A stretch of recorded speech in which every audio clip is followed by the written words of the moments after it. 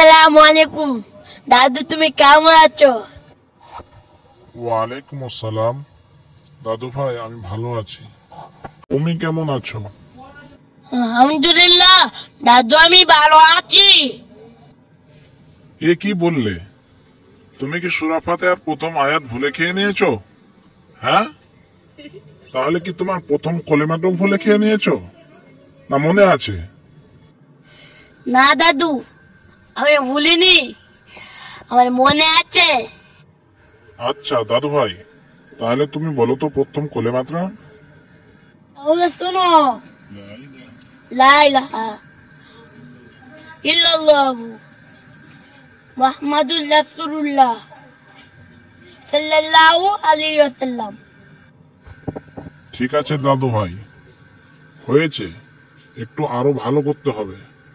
আমার এখন কাজ আছে, আমি বেরিয়ে যাব। ঠিক আছে দাদু, এতক্ষণে আসসালামু আলাইকুম।